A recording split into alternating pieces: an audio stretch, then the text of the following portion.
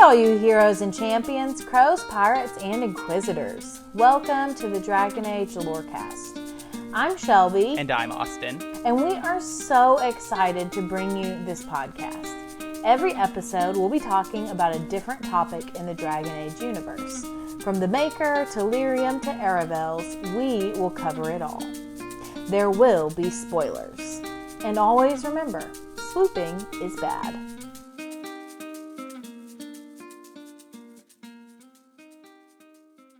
Hey, Shelby. Hey, Austin. You ready to talk about some Dragon Age? I'm so ready to talk about Dragon Age today. Well, just like last week, we have a guest with us. We do. All right. Do you want to introduce our guest for us? I would love to. Today we have Virvada from the Two Girls, One Ship podcast. Yay! Hello, everybody. It's Virvada. Thank you for having me. I'm a huge Dragon Age nerd. I don't know if anyone's picked that up yet. Yes. From Dragon Age December, I think we gathered that a little bit. Oh, yeah. I definitely heisted that conversation. But thank you for having me. I'm excited. Yeah, we are too. Definitely. All right. Well, we like to start with all of our guests and ask them, how did you get into Dragon Age? What drew you to the series? What do you love about the series? What keeps you coming back? Okay, the first part, what drew you to Dragon Age or what got you started? I honestly don't remember because it was so long ago. It was when it first came out. I definitely played it the year it came out, 2009 for Origins. I believe it was 2009. Yeah. And I was working at Target at the time, and one of my friends that I still talk to today, she's my best friend. She was a fellow Mass Effect nerd and was like, have you played Dragon Age? And at the time, I think I did. And we had already played it and we bonded over our mutual love of Mass Effect and Dragon Age, especially Dragon Age though. She's a horse girl and she has a horse named Honora because of Honora from Origins. And yeah, the rest is history for that. I've been a fan of Dragon Age ever since. When Dragon Age 2 came out, I was in boot camp for the Navy. And when we got to my sister and I, because she was in the Navy with me, when we got to our A school, I had a copy of the game, but I didn't have my, Xbox 360 at the time. Yeah.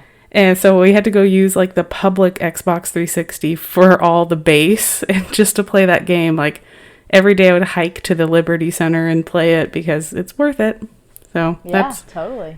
What brings me back to Dragon Age is my just undying love of high fantasy, because I think I attribute that to my mother reading us The Lord of the Rings when we were about 6 years old. Started with The Hobbit and just read all the way through. That was our bedtime story.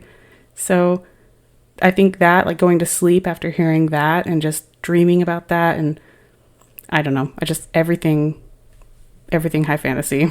And that's probably the best representation other than Elder Scrolls. I think Dragon Age is the best representation of that genre in a video game. So definitely undying fan. I agree with that. Yeah, it's definitely up there. Awesome. Well, thanks for sharing. Are we ready to talk about the Chantry? I think we are. Awesome. Well, let's dive into my fun facts. Last week, we only had 2 fun facts. This week, I have 10 fun facts. So, not that many, but close to it. So, my first fun fact, we're just going to dive in. So, the Chantry actually originated as one of many cults that worshipped Andraste after her martyrdom.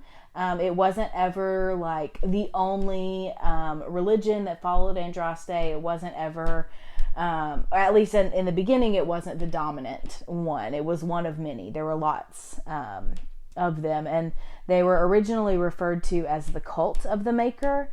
And ironically, they were originally oppressed by Tevinters, which makes total sense with how they originate with Andraste. So that's kind of ironic. And then in -130 Ancient, the followers of the Maker officially organized the writings of Andraste So they organized her writings and her teachings into hymns, which ended up being the Chant of Light as we have it preserved today. So this really is kind of what led to like the massive popularity and like spreading throughout everywhere of this religion, because it's so much easier for people to memorize a hymn or a song than it is just blocks of text. So that really spreads the religion a lot. And I think I forgot to mention this.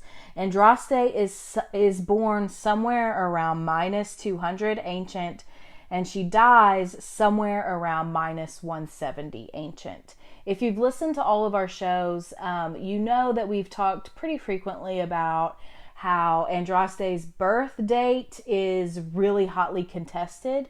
There's a lot of people and groups out there in the lore who want to kind of use her birth date or manipulate her birth date to kind of like foster their own agendas, whether it's the Chantry or people, and this is more us than people in lore, but like a lot of people will say Andraste was born the same year that the first blight ended, so there was some kind of old god baby situation with her, and so the birth date is really contested.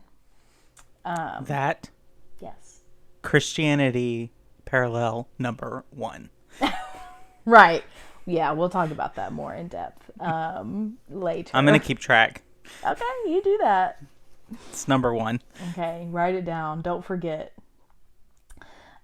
So, like I said earlier, there were tons of different cults worshiping Andraste and the Maker, but Emperor Draken I of Orlais unified them all by sword. And officially, the Chantry was formed in minus 3 ancient and became the official religion of Orlais. So, it's also important to say that the calendar in Thedas is organized around the forming of the Chantry. Would that be Christianity reference number 2? Yep. So the end of the ancient age, it ends, and then the first age, the divine age, begins. And the divine age is named after the divine, the leader of the Chantry. And that's when we get the 99 year long ages. And then they all change and they're all named by that divine. So the calendar is really organized by the Chantry. So I think that's important to talk about too. Okay, so this is like a true fun fact. This is so random. The Antivan Crows began as an arm of the Chantry. In the hill country north of Treviso, which is a city in Antiva, an order of monks used herbs, probably elf root, grown in the gardens of their abbey to oppose the rule of like this evil duke. And they did that in the only manner that they could, which was, through poison and violence and subterfuge and all of those kinds of things. So they begin, as this like monastery of the Chantry. And then of course they kind of dive into the more violent side, and grow out of the Chantry. But I find that really interesting that they have ties back to the Chantry. Yeah. Okay, I have 2 more fun facts. So, as we know, the Chantry has tons of political influence. They're massively popular throughout Thedas. Most humans are followers of the Chantry, at least marginally. So, because of all of this, the Chantry can exert extreme political pressure on ruling classes in lots of different areas. So, in like times of crisis, and also in deference to Andraste, the divine can be moved to declare an exalted march. So this is basically a religious crusade. And the divine can mobilize armies to destroy the heretical enemies of the Maker. And the first exalted march was actually Andraste's exalted march to Tevinter. Austin, would what are we up to with our Christianity metaphor counter? 4? 3 or 4, I think. Yeah, the Exalted March has to count for 1, because they burn Andraste at the stake, which is just like Joan of Arc. So there's another one. Right. Oh, yeah. Joan of Arc, the Crusades generally. Okay, my last fun fact is that the divine of the Orlesian Chantry does not recognize the divine of the Imperial Chantry. So this is important to talk about because there's really 2 different chantries here. The Orlesian Chantry is the one that we would probably think of when we hear the word chantry. It's the one with the divine and Val Royeaux. It's the one that's in charge of the Templars and the Seekers and the Mages and the Circles and all of these kinds of things. But the Chantry in Tevinter is separate. And we'll get into why in a little bit later. But the Chantry in Tevinter we typically refer to as the Imperial Chantry. And we will talk more about the Imperial Chantry on our episode next week. And there's a lot of differences, like theological, historical, just general differences between the 2. So we'll talk a little bit about why they split this week, and then we'll dive more into who they are as opposed to the Orlesian Chantry. So for the rest of this episode, we'll be talking about the Orlesian Chantry when we say the Chantry. Yep. All right. Well, as we've done with these factions, I think we need to move into the structure of the group. Yes, we do. And we know a lot about the Chantry structure. I said last week or maybe 2 weeks ago that when we do these faction episodes, we either know nothing about the structure or we know everything about the structure. And this week we know a whole lot of it. Maybe not everything, but almost. So the head of the Chantry is the divine.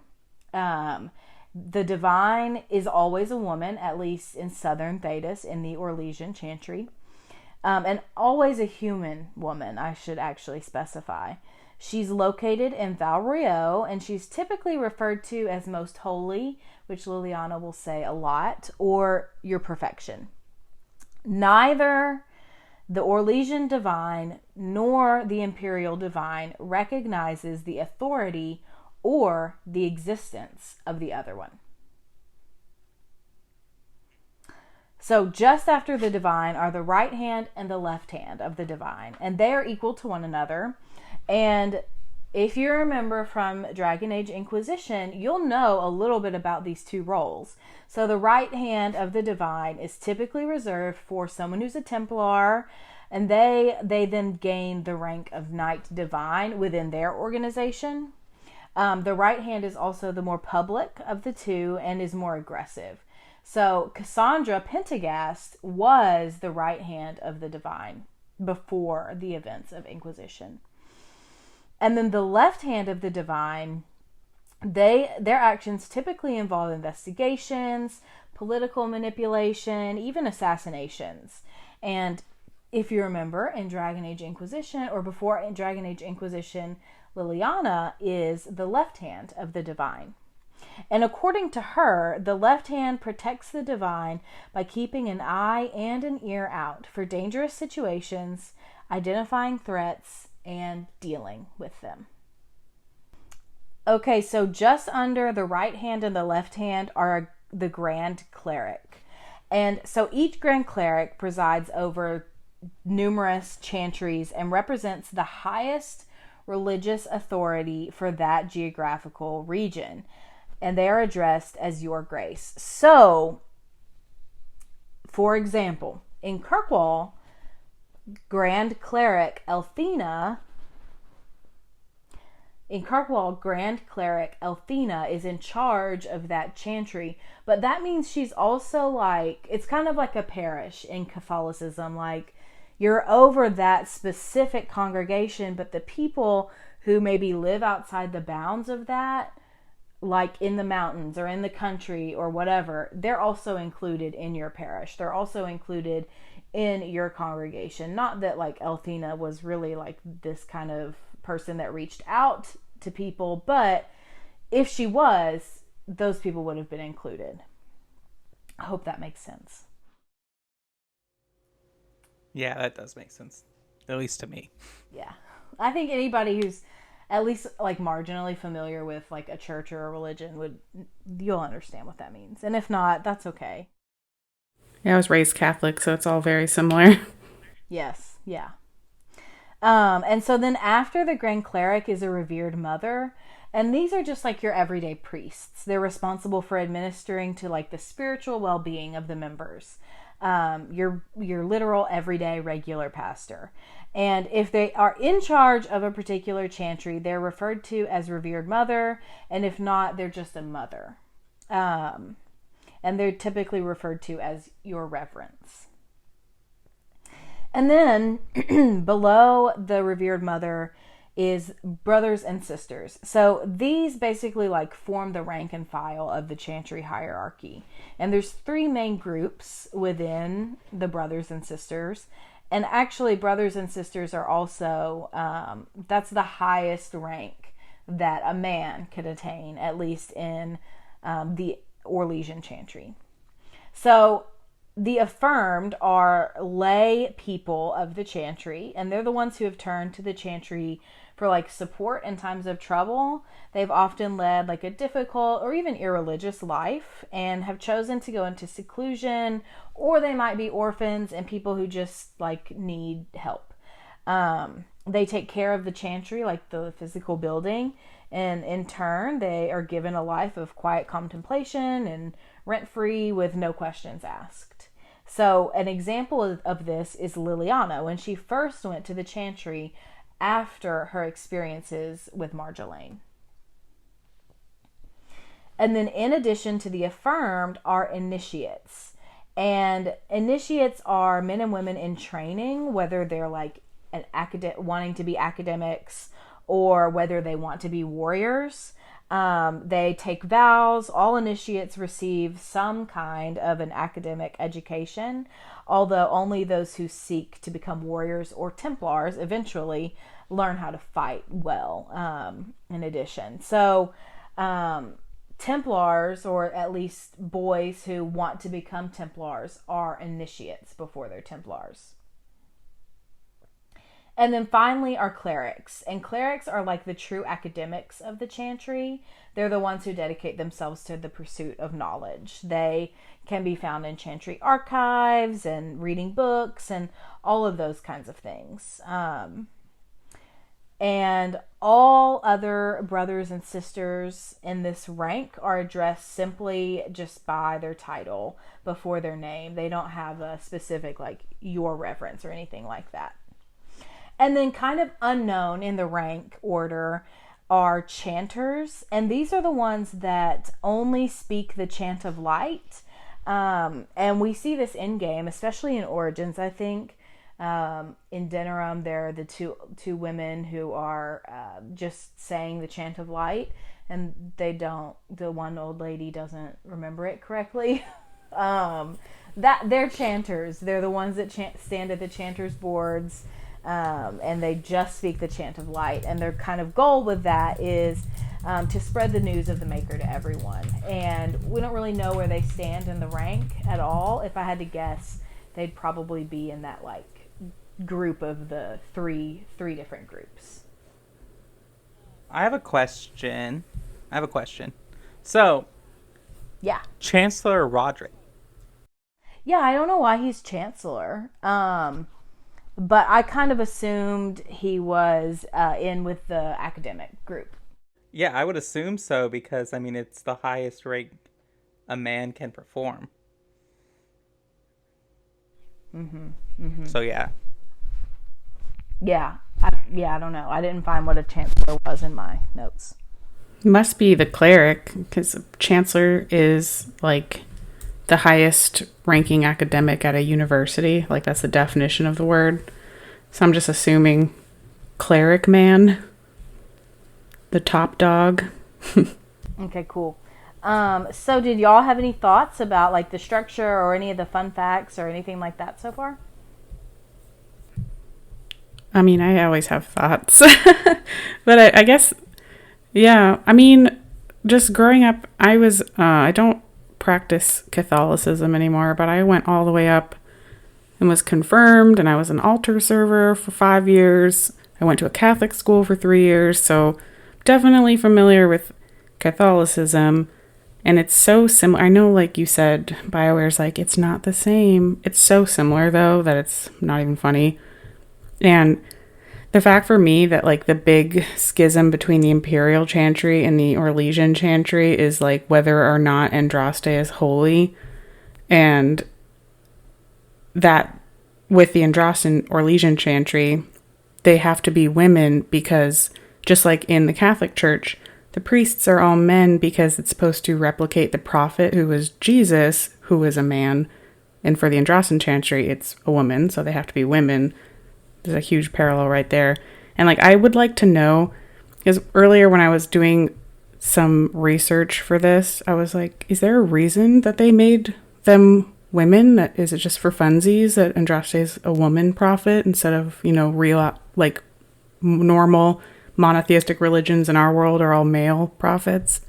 I couldn't really find a reason. Most people are like, it was just for funsies, but maybe it'd be fun to analyze why, like, what implications that could have on the world state that women are held in such a high regard that way.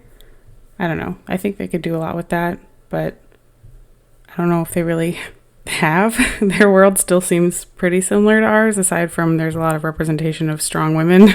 Maybe that's the only difference. Yeah, I agree with that, and I have a lot of thoughts. Right. Well, I'm a Protestant. I grew up Protestant, and it's so interesting to hear your perspective about Catholicism. And, like, I have like a master's degree in religion, and I did not know that the reason why, or part of the reason why priests have to be men is because Jesus was a man. I thought, I don't know what I thought about why. I guess I always thought that theology was dumb. Anyway, so I didn't realize that was part of the reason why. So I'm just kind of like sitting here reeling a little bit from that. And I grew up Protestant, so there are tons and tons of Protestant denominations that also don't recognize women's leadership, but I grew up Methodist, so we do, like, a lot. So that's like a really big difference, I think, in a lot of Christian religion or Christian denominations. So it's interesting to kind of analyze that from the opposite, right? Like, Andraste is the inverse of Jesus. But to your point about Thedas and the world state, I would say, I would be led to say that it does have an impact on the world state, at least a little bit.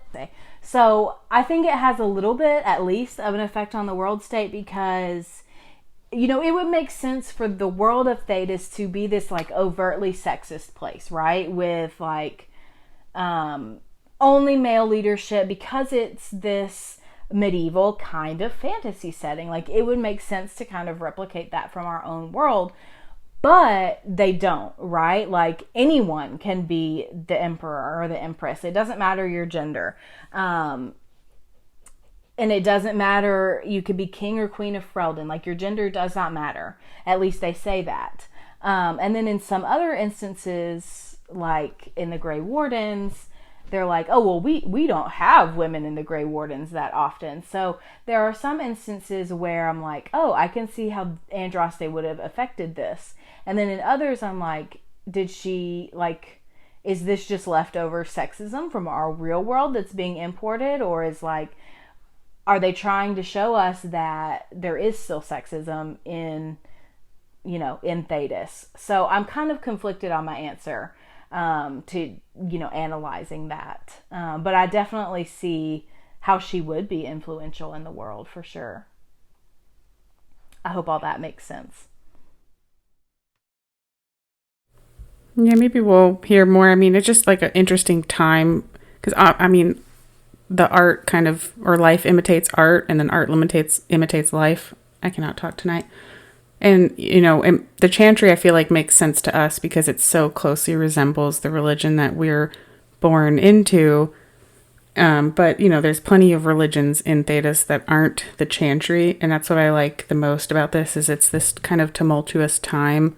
It's not like the most tumultuous time with the Exalted March, but there's still like the elves trying to hold on to their traditions, the dwarves, they're kind of atheist in a way because they don't really worship any gods, but they're not atheists because they have the paragons, and then who knows exactly with the giants? Was that what that was? I can't even remember what they were called. I would say the dwarves are probably would fall in the category of kind of ancestor worship. Yeah, like ancestor worship. Yeah.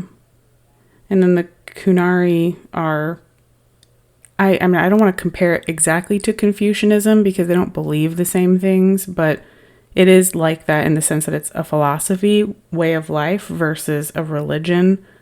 Except theirs is way stricter.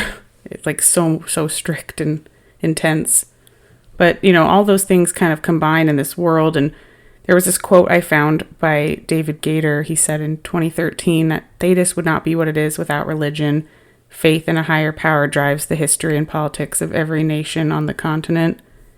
And that's the same as our world. And so I don't know if we've been able to see the impacts of Andraste being a woman, like laid out plain to see in the game, but I would be interested to know, like, maybe they could develop that further, other than, like I said, the representation. There's so many more women in power in Thedas during this quote-unquote medieval period than were in power in our real world.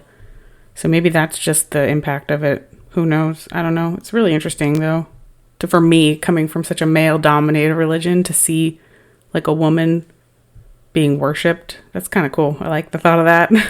Yeah, I definitely agree with that. And I also think, at least in our own history, because I minored in history in college, there are a lot of women in our history who also had influential roles and like who did things like Andraste did, but unfortunately they've been covered up, or, their influence has been stolen by men, or, they're just not as maybe lauded in our society, or we don't know about them. And I think specifically, especially in the church, of like Joan of Arc, she is hugely important. And there's tons of women like that throughout history that I think we just don't talk about enough.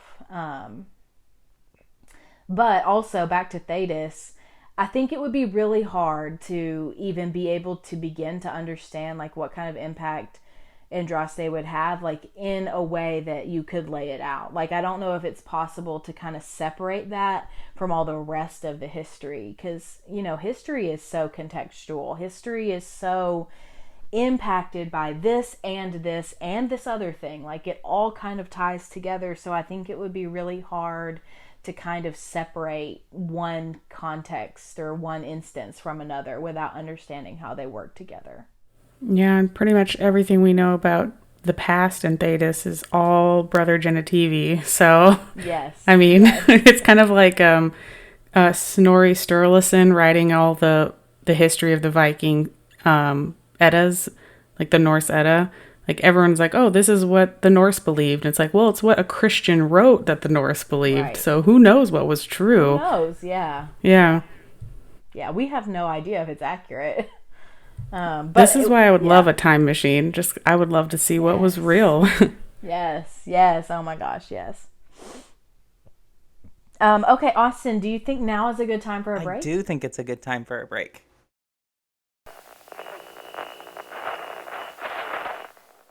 Fellow survivors, Vault 76ers, patriotic Americans.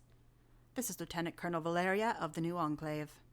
Follow our stories as our cast of characters emerge from the White Springs bunker to face an uncertain future in an Appalachia overrun with monsters. But as I always say, the wasteland isn't going to tame itself. Join us here on the Modus Files. We can be found on any Enclave-sanctioned network, including Spotify, iTunes, Google Podcasts, and more. Keep your Pip-Boys handy and listen for further instructions. Valeria out.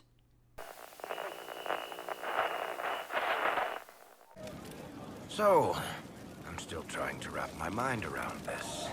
I'm listening. Ah, you've returned. A letter arrived for you. Hello and welcome to the middle of the show where we talk about the show. We just to take this time to remind you that we are on Patreon. You can find us there. The link is in the episode description. There are tiers to subscribe there, and that you gain different benefits based on that. Which tier you do, everything from ad-free episodes to coming onto the show with us here, and you'll find that link in there. If you do not feel like you can financially support the podcast, that's totally okay. We do not expect that from any of our listeners. But one way that you can support us is by going and rating the podcast. You can do that on either Spotify or Apple. Apple, if you leave us 5 stars and write us a review, we will read it on a future episode of the podcast. And if you on Spotify, you can only rate us at this moment. And so if you go and do that, that's a great way to support the podcast in that. And so we do have some new patrons to read out and read out our current patrons, who as you know, we're up to 4 patrons, which means our next patron will be read out on the show forever, as long as we're making Dragon Age content. So Shelby, you want to tell us? You want me to read the patrons? You want to read our? Yeah. Okay, great. So our current patrons are Lisa M, Genesis, and Derek B.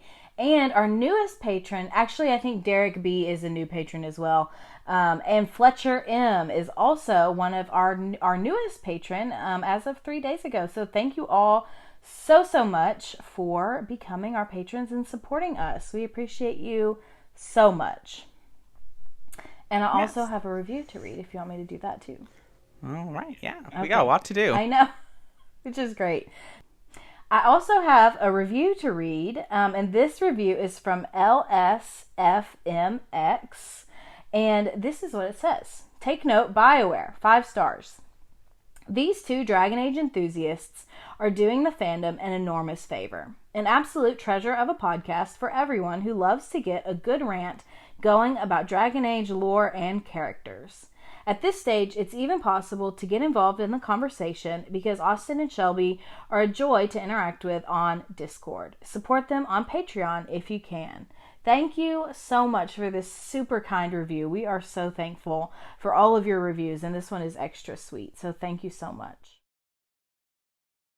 Yeah, thank you so much for that. And they highlighted our Discord, which we do have a new Discord up. You'll find that in the episode description, or it's on our Twitter. If you go to there, you can find it there. You can join there. We all hang out, talk about Dragon Age, all kinds of theories and things like that. It's a great place to hang out and do that. You can also join the Robots Radio Discord, which is also in their episode descriptions. We're there too. We're both places. Yes, we are. And we have no plans to leave the Robots Radio Network. We just wanted to create our own Discord so we could go a little bit more in depth about Dragon Age. So you can join us both places. So another exciting thing that's happening is we are starting another podcast, not related to Dragon Age. We are starting the Assassin's Creed Lorecast, and so that'll be coming soon. Yeah, we're excited. All right, let's get back to it. Let's do that. Hello, gentle listener. Every Friday, be sure to tune in. What the hell are you doing, Ampersand? Hi, Charlie. I'm sorry I broke in. I thought I was the only one that talked to myself. Well, I'm letting everyone know about the Fumbling Four and the Almighty Crit. Woohoo! It's a 5e live play podcast. Join us every week.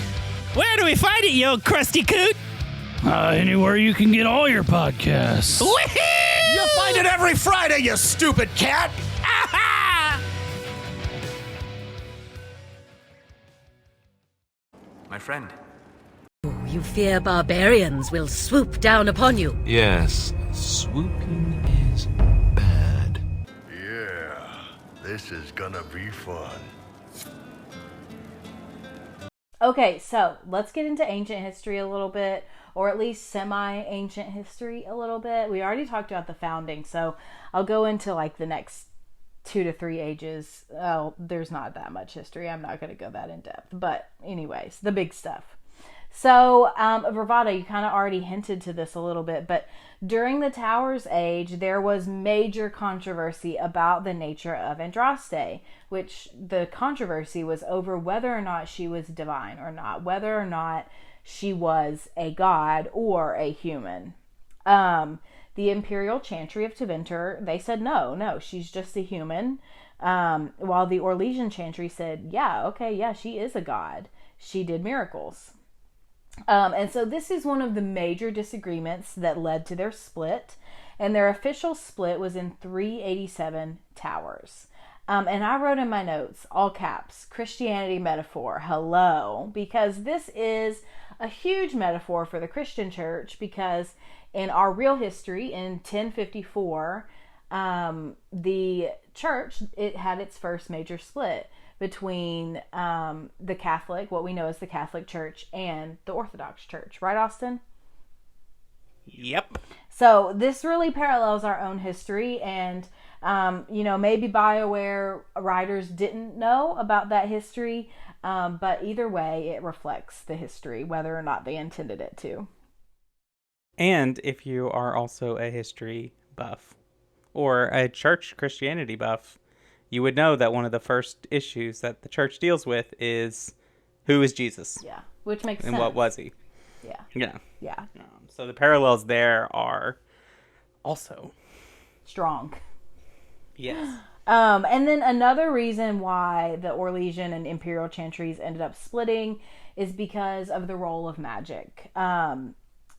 We'll talk about this a little bit more on our Imperial Chantry episode because it's more integral to who they are. But to sum it up shortly, they disagree over the verse in the Chant of Light that says something to the tune of magic exists to serve man, but not to rule over him, which leads the Orlesian Chantry to be a little bit more conservative, anti-magic, more pro-regulation of magic than the Imperial Chantry in Tevinter, which, as you know, Tevinter is a magocracy, so they interpret it as any magic that helps us in any way is okay, which is a very, very loose definition and a very different definition from the Orlesian Chantry.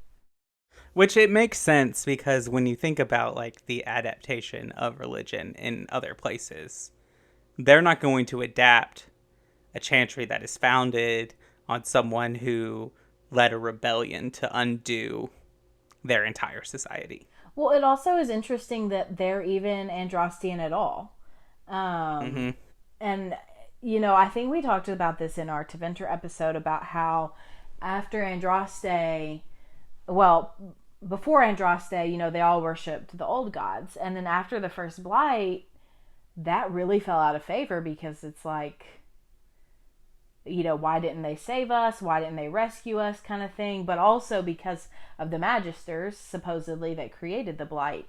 So a lot of the average everyday people or even those who were enslaved did not worship the old gods anymore. And they felt an attachment to the religion of Andraste.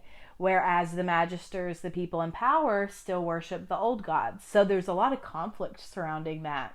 And I do think if it wasn't for Hessarian, who we've also talked about before, he is the one, he's the one actually that really did kill Andraste, but it was out of mercy.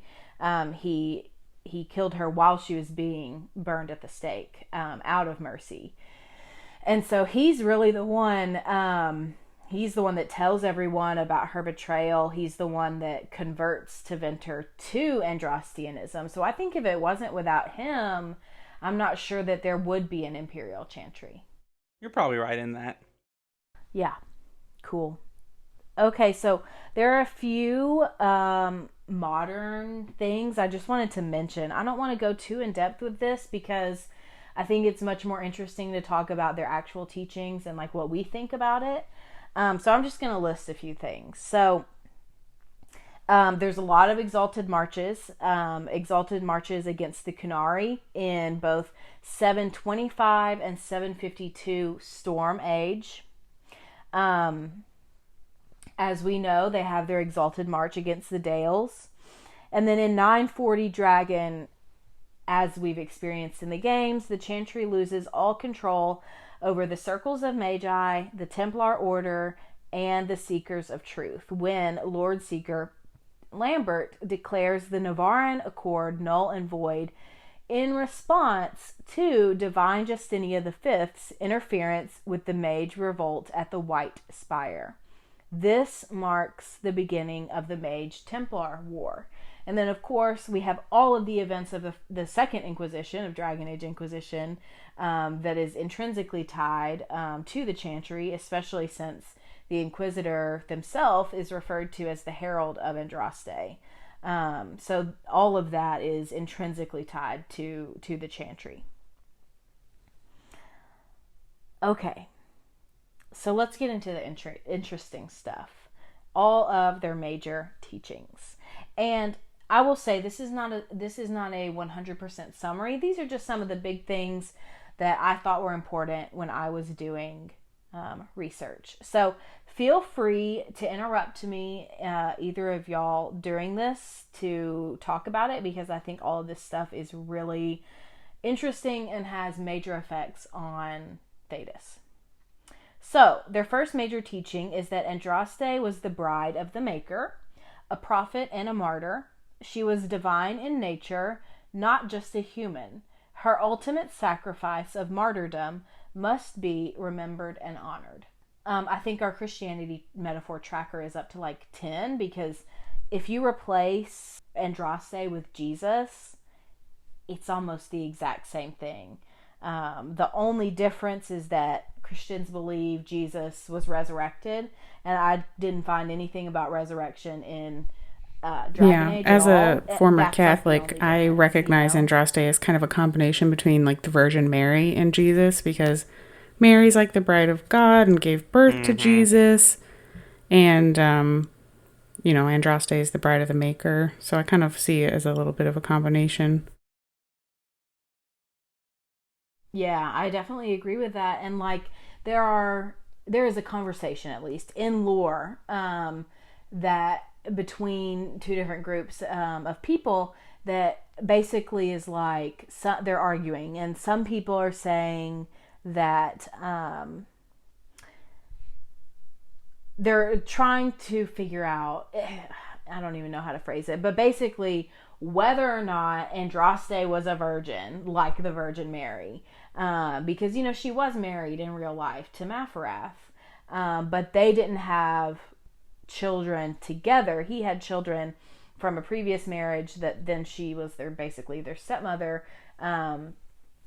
but so there's a big argument over whether they were sexual, her and Mafarath, or whether she was always married to the Maker.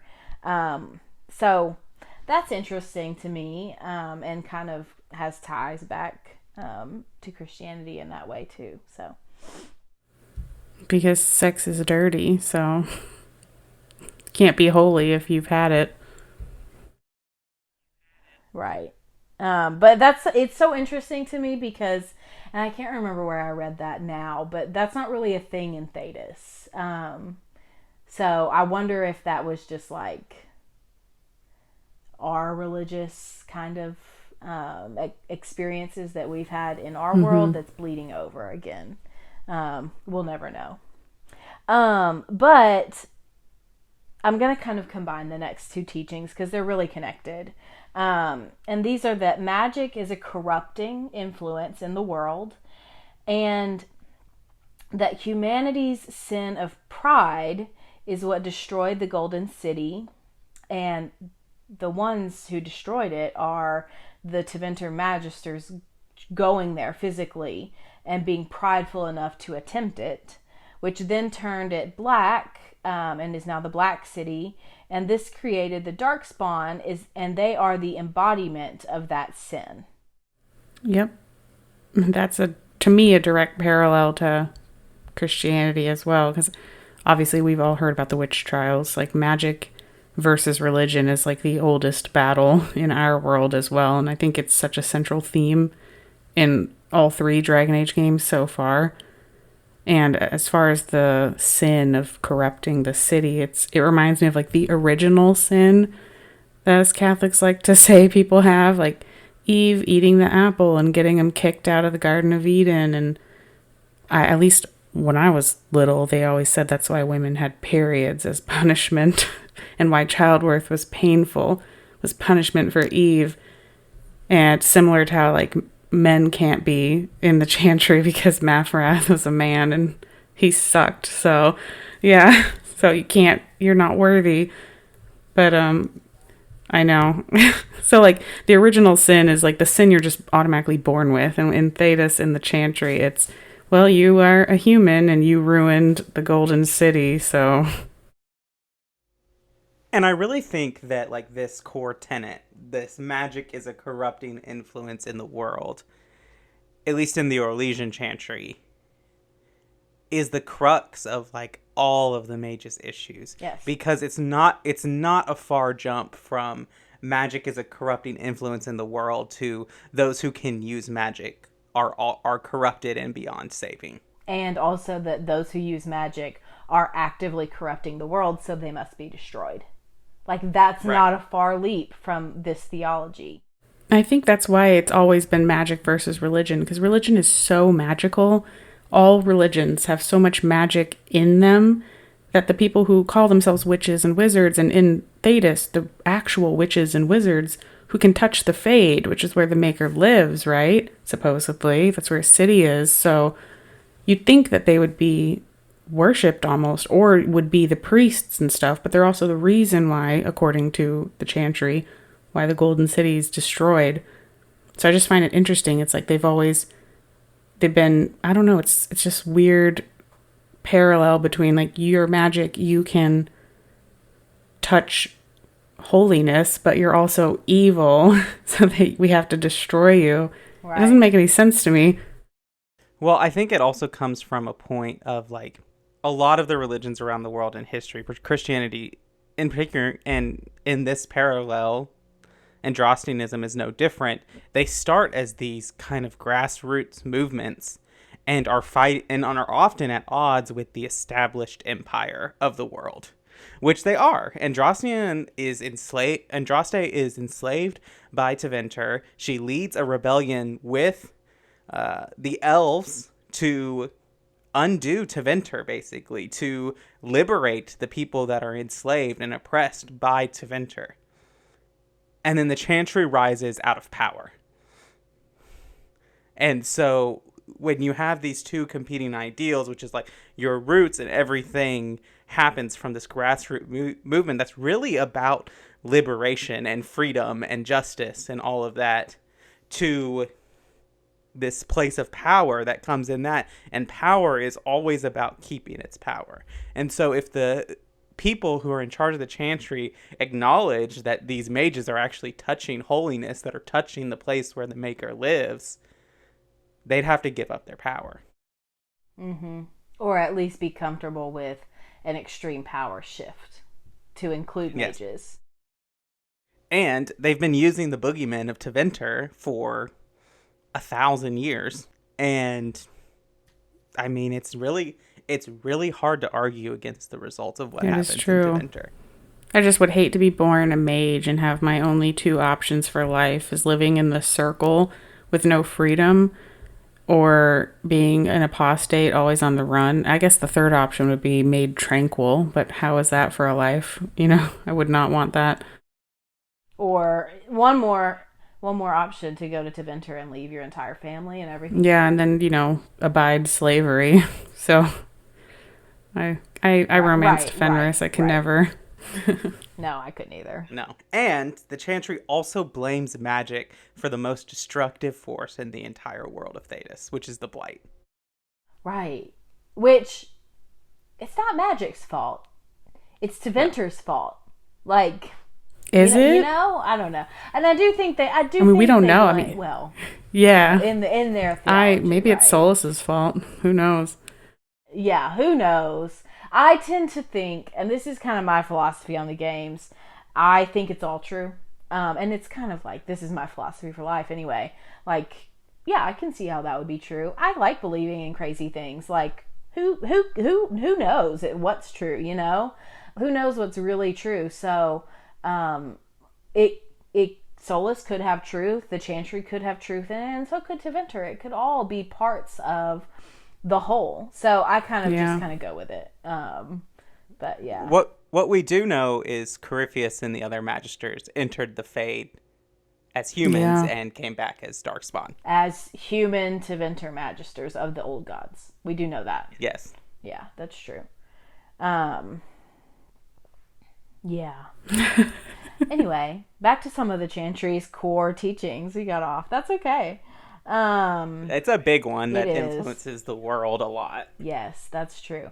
So one of their next ones, big teachings, is that humanity has sinned and must seek penance to earn the Maker's forgiveness. When all people unite to praise the Maker, he will return to the world and make it a paradise. The whole part about seeking penance, asking for forgiveness, it just totally, it to me reminds me of confession in Catholicism. Oh yeah, I completely agree. Like the fact that you, and see, I'm not even from like just any old generic Catholicism. I'm a Roman Catholic church and an Irish family. So, you know, we're the whole like, don't get your baptizing done as soon as possible, because if your baby dies, then they go to the unbaptized baby portion of hell. And for me, that was always such a hard thing to swallow. I didn't swallow it, honestly. Like the thought that a child could be born with sin just doesn't sit right with me because they're so perfect. And that's right here, you know, like you have to ask forgiveness for what? They didn't go into the Golden City, like. And I think that this kind of like, I'm going to use a big seminary word, which is called like eschatology, which means like what you think about the end times. And like the hope that you can get from that, like it's kind of similar because it's like the Maker will return, but this is where the Christianity metaphor kind of slips away a little bit because it's like adjacent but not quite, because in Christian theology, Jesus doesn't come back when everyone is perfect. Jesus comes back and makes everything perfect. Yeah, that's a big difference, I think. I think Thedas is going to be waiting a long time if they have to wait till everyone's perfect. Right. And I don't necessarily think the Chantry would say everyone has to be perfect. I think that they would say when everyone like can acknowledge the Maker, and at least come together in unity around that, which again, I don't think would ever happen. But, you know. Well, like, and does I guess it would depend on which Andrastian you asked, because does that include the dwarfs, Qunari, and elves? And we're going to get to that I see that later in the notes. Right. But are they just lost causes? Like, and I think that would probably depend on which Andrastian you asked. But like, I mean, the Dalish and the Qunari, they're not giving up their way of life, and neither are the dwarves, and really. Nor should they be expected to. Like, no. Yeah. I have lots of issues with that. The Dalish have already lost enough. They're not going to give up anything else. The Dalish have already lost enough at the hands of the Chantry. Mm-hmm. It's like I've always seen so many parallels between, and they did this intentionally, I think, too, starting in Dragon Age 2, and they gave all the elves Irish accents. Such a huge correlation between the elves and the ancient Celts, and even more modern Irish, with how like Britain invaded for 800 years, but you know, who's keeping count? The parallels even in our, history of our government and the Native Americans. Yeah, I was going to say I'm not sure of this specific citation, but I do know that officially some of the oppression stuff between the Chantry and the elves has taken inspiration from, I think they have said the Celts. I'm not for sure on that one, but I know that they have said against oppression of Jewish people and oppression of indigenous people, at least in the United States. So I think all of those things are definitely in the lore, and Thedas is impacted by those real world events. It's the formula for imperialism. It's right. Somebody's got to be the colonized. And then I just have two more major teachings from the Chantry, and the first one is that the Maker is watching.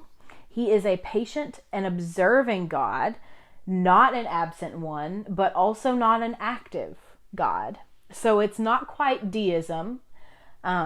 It's not quite the God who sets everything in motion and then backs away and doesn't have anything to do with it. But it's also not exactly the same as the God of Judaism or Christianity or even Islam, where God is an active God. God is actively present and moving and working in history. It's not quite the same as that either. And I think that's a very big difference from Christianity and those other religions, many other religions as well. And if you act one thing, you see this play out in the world, especially when you talk to Cassandra, which I think Cassandra is a probably good representation of what, a more everyday believer in Andrastianism is going to practice and believe. In a sense of she believes that the Maker is an active agent in the world. She even says to you, it's it doesn't matter if you actually were saved by Andraste or whatever. That could be the Maker working. Oh, that's true. Mm-hmm. Even Leliana in Origin says just all the pretty sunlight and the blades of grass and the flowers represent the Maker to her too. Yeah, and her whole vision. And I will note that Cassandra represents and shows a very, very mature faith perspective. And so maybe it's not typical, but it is a very mature one. Yeah, I think it's a real one. She's a person who's seen things, real hard things in life. And, I think there are a lot of people in the world of Thedas and our world who maybe haven't suffered in life, who have had very privileged lives, who have a very shallow religion. And that kind of religion is very different from the religion of people who've suffered under deep oppression or even who've seen deep violence or just real hardship in life. And that religious expression, those two situations are very different. And I've noticed that in real life people that I know, not just, video game characters and stuff. Also, I just want a funny note. In the notes, it says the Maker is watching, and so now I'm playing the Monsters Inc. Clopes. I'm watching you. Always watching. I'm keeping that in the episode, by the way. Excellent. Perfect. And then my last need to break the tension. Yeah, that's fair. My last little teaching of the Chantry is about the other races. So elves, dwarves, and the Kunari are deemed to have strayed further from the Maker than humans have, making them unsuitable, quote, for the priesthood. The Chantry sees women as the purer sex, while men are all judged by Mafrath's betrayal. As such, the Chantry does not allow them to rise to any senior spiritual role. So that means only human women can rise to a senior spiritual role within the Chantry. Yeah, that's where the Christianity similarities end. It's the complete opposite in our world. Because, it's in if you're a Muslim woman, for instance, you can't pray when you're on your period because that's an unclean time. And it's same with in Catholicism, you can't rise to, at least the church I was raised in. Perhaps there are more modern Catholics out there that allow this, but you could not have a woman priest or monsignor or bishop, deacon, etc. They just weren't allowed because, once again, everyone's looking at a woman being like, gosh, if you and your ancestor hadn't eaten an apple, we could still be living in paradise, but no. So, same thing here. My thinking of the whole thing is, especially when it comes to Thedas, if they believe that the Maker is going to return when everyone knows of him at least, or worships him at best, then to exclude a majority of the individuals living on the continent seems counterintuitive to getting that goal of having the Maker come back, because you would have to have the dwarves, the elves, and the Kunari, etc., worshipping the Maker, and if you're not allowing them to be a part of the church and be a part of the organization at any level aside from admin assistant, then you're going to fail and the maker's never coming back. So it's like, it's weird that they even think that way. And you know, it comes down to the point of like when you have such a rigorous religious belief system, it also makes it, you think it makes it strong by having it rigorous, but it actually makes it weak. And if you want to see a real world example, look at what's happening to the Catholic Church now because someone said we instead of I. Yeah. I love learning about religions. I have so many books on like different religions like Buddhism and the Tao Te Ching, and like I've researched Islam and Judaism because it's fascinating to me. I love it. I don't go to church anymore, but I love learning. Yeah, and I think it also helps you understand people because religion is integral to people, to who we are as people. You don't have to be religious, but it's one of the ways we make meaning as people. So I think it's important to understand it and helps us understand others. Okay, so there are a few heretical groups declared by the Chantry, which we will talk about more in the future, but I'll just mention them now. Some of them include the Blades of Hessarian, the Daughters of Song, the Disciples of Andraste, the Empty Ones, the Imperial Chantry of Tevinter, of course, the Order of Fiery Promise, and the Cult of Masked Andraste. Good and names. I think we only encounter a handful of them in the games. Like, truly. We encounter the Disciples of Andraste in the Urn of Sacred Ashes. We encounter both the Blades of Hessarian and the Order of Fiery Promise in Dragon Age Inquisition. And I imagine we'll encounter the Imperial Chantry in Dragon Age 4. Yes. So really that only leaves two, the Empty Ones and the Daughters of Song that we haven't seen. Those come from Cult Codex. Cult of Mask Andraste. Yeah, sorry, that one too. Yeah, so I mean pretty good split between things we've seen and things we haven't seen. So side character. Are we ready for our side character? Yeah. I'm so excited. It's one of my favorites. I really like this one. Yeah, and Virvada, you mentioned him earlier. It's Brother Ferdinand Genetivi, and so I had to like restrain myself. I was like, oh, I'm so excited to talk about him later, but I didn't want to spoil it. Okay, so let's dive in. So first of all, let me preface this by saying Brother Genetivi is in, I think, 2 chapters in the Tevinter Knights book, which is the newest one. I didn't expect him to make a comeback, but he did. So read those if you haven't yet picked that book up. They're really interesting. So, Brother Genetivi is a Chantry scholar with a prolific amount of academic works. He's cited throughout the world of Thedas encyclopedias. His study, he specializes in the Urn of Sacred Ash, which is what he's searching for when we first meet him in the games in Origins.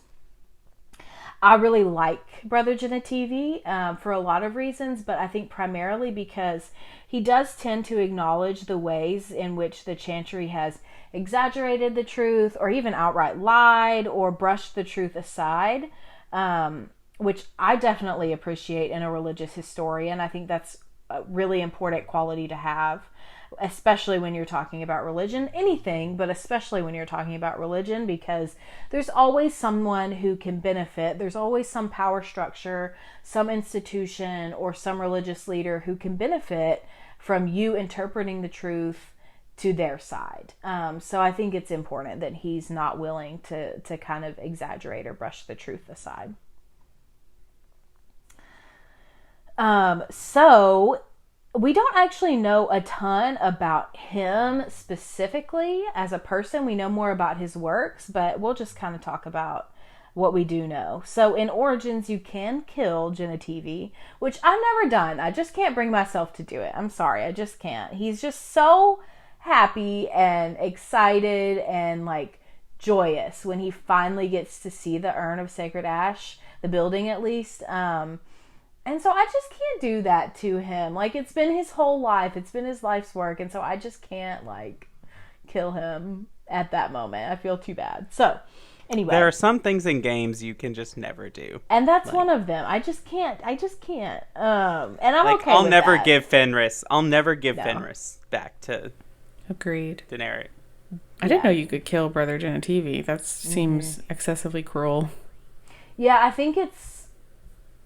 Well, I think You can be downright monstrous in Origins. you can. I think you can just not rescue him when he's being killed. I think that there's that. I'm not for sure on that one, but I know you can just kill him after if you poison the ashes with the dragon's blood, and I think he gets mad at you and pushes back, and you can kill him just like you can kill Liliana. And win maybe? No, I don't know if you. Anyways, so if he survives and if you die in the battle against the archdemon, Brother Genevieve will attend your funeral, which I think is sweet. And then, so in Tevinter Nights, he's in some of these chapters. So if you haven't read the book yet, this is your spoiler warning. We're going to talk some spoilers. So you should probably not listen to the end of this episode. So in Tevinter Nights, Philium, a bard, ! Is giving a retelling of an adventure that he has with Brother Genevieve. So Philium says that they found an elven library that fell into the deep roads at the same time that Arlathon fell. Genevieve is dismayed by the discovery of elven historical texts that affirm the existence of Fen'Harel and the Evanuris. And so because of this, he really suffers a crisis of faith, as anyone would when they're confronted with proof that maybe their religious beliefs aren't quite as accurate as they thought they were.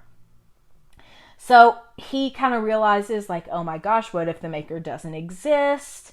And he makes a great deal in his own mind, like, I've published all of these lies in my books. What am I going to do? How am I going to correct this?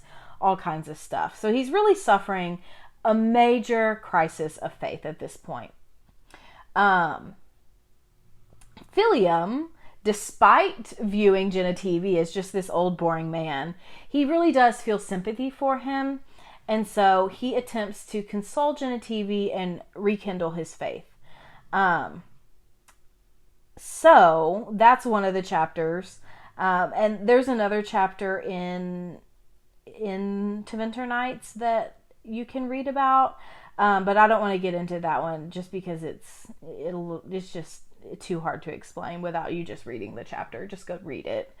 But I did bring a quote from the Dragon Age Wikipedia page on Brother Genevieve. And I really like this quote, so I'm just going to read the whole thing. Brother Genevieve warns about how religion can be twisted by those who seek to use it to gain power. But this does not embitter him. He is the ultimate idealist, a man who trusts in the goodness of humanity. He believes that the sacred urn will bring hope to the people and that the good that it could do far outweighs the risk that men may use it for evil purposes. Brother Genevieve is often reflective and sometimes humorous. He doesn't believe that dedicating one's life to the Chantry means that you must sit around in sackcloth all day and mope. I really like that. And reading that quote to me makes me wish that men could actually have senior roles in the Chantry, because I want Brother Genevieve to have one. Because he's like the perfect example of what a pastor, religious person of the Chantry should be, in my opinion. What any religious person should be, I think. So those are kind of some of my thoughts about that quote. And the Urn of Sacred Ashes is really kind of a point in the Chantry's favor because they do work. They work like they're supposed to. They revive Arl Eamon, and so there's something there. Whether that's what the Chantry says it is or something else going on. There's some power behind Andraste's remains. Yeah, that's a good point. That's a really good point. That's what I think is nice about Thedas, is like there's a lot of evidence that there are deities as to who they are and who's right about their interpretation of them. You know, that might be wrong, but they're clearly supernatural beings. Whereas, you know, in our world, it's a little bit more fantasy for the most part with the supernatural beings anyway. And there's less obvious evidence of a deity or deities. So, you know, I think that would be really awesome if we had that kind of like, you know, solid evidence. Oh, we have an urn of sacred ashes that can heal someone. Clearly that's divine in some way. Yeah. Yeah, if only. I think that might cause more friction, perhaps, between world religions. But, you know, who knows? True. Who knows? Who knows? Okay, so my last little fun fact about Brother Genetivi is that he writes the Randy Dowager Quarterly, which is basically a gossip magazine. I find that hilarious and, like, perfect. I just have this image of him sneaking around places to gather the gossip to write his quarterly. Yeah. Well, I mean, he lives in the middle of the market in Denham, so he probably just hears stuff all the time. That's true. You gotta have a side hustle. That's true. That's true. Yeah, I mean, we have podcasts. Yeah, this is ours. Yep. Right. Okay, before we wrap up, I wanted to read the names of some of his major works. So, Tales of a Chantry Scholar. This book was the widest read book throughout Thedas, at least until Hard and Hightown by Varric Tethras came along. He also wrote Stone Halls of the Dwarves, The Stone and Her Children, Dwarves of the Dragon Age. He also wrote History of the Grey Wardens in Ferelden, Tales of the Destruction in Thedas, Kirkwall, the City of Chains, and Fade and Spirits Mysterious. So he's written a lot of different things from, you know, just about the Chantry generally, about the dwarves, about Grey Wardens, about Kirkwall, and about the Fade. So he has a very wide range of knowledge about a bunch of different things, which I respect as well. Makes sense why he's in Tevinter for Tevinter Nights. That's true. That's a good point. Because it's the place where he hasn't written about. That's true. Maybe in Dragon Age 4 we're going to have like his Tevinter history book that he's written or something. Yeah. That we can find. We shall see. He'll publish a book called The Lies of Brother Genetivi. No. Oh.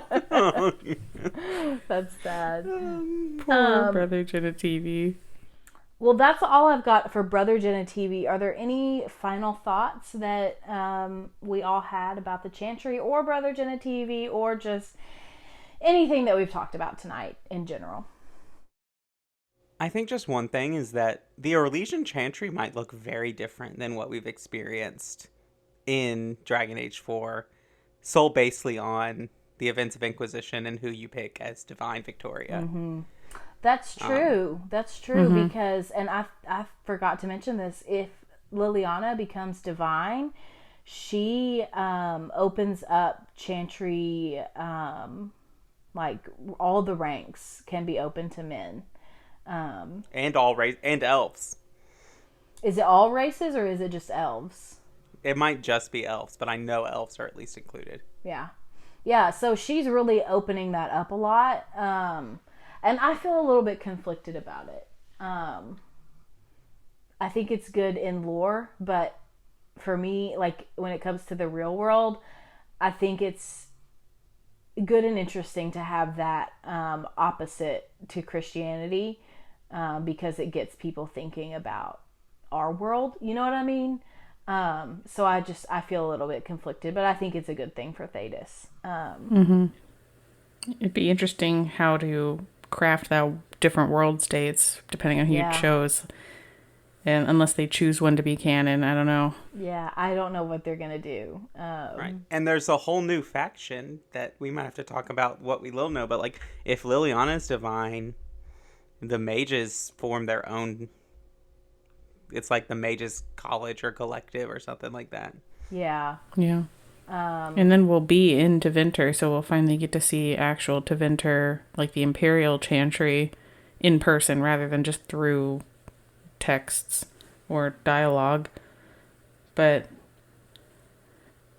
yeah, that'd be really, really cool. The one thing I don't remember, I have a tired mom brain, so maybe we did talk about it, but I really like how the Chantry does all their worship through song, because Andraste sang, I don't know, even though I'm not a practicing Catholic anymore, those were always my favorite parts of church, is everyone singing hymns, because it just feels really spiritual when that happens. So I really do like that about the Chantry, that like it's entirely in song.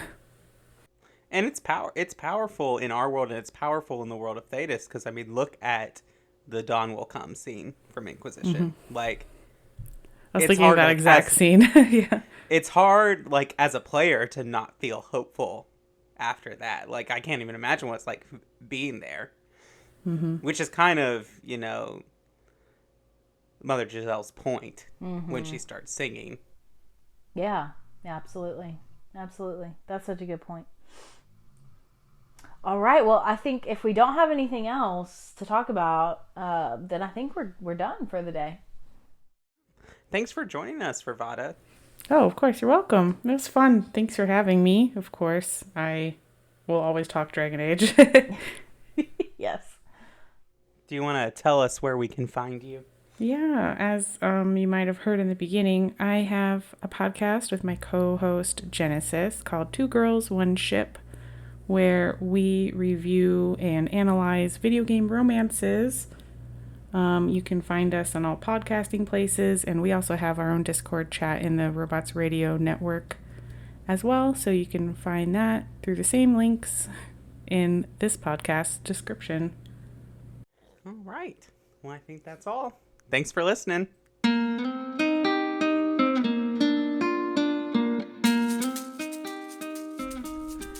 Thanks for listening to the Dragon Age Lorecast. As always, you can find us on Twitter at DA Lorecast. If you have any lore questions, topics to unpack, or side character suggestions, email them to us at daLorecast@gmail.com. The Dragon Age Lorecast is a part of the Robots Radio Rocket Club. You can join the Robots Radio Network Discord by clicking the link in our episode description. If you enjoyed our show, we'd love it if you'd subscribe and give us a review. See you next time. Ever wanted to be a content creator but had no clue where to begin? Come join me as I sit down with content creators that have already faced the challenges you're up against, as they discuss the tips and tricks that help them be successful. Here on The Content Creator's Guide, available wherever podcasts can be found.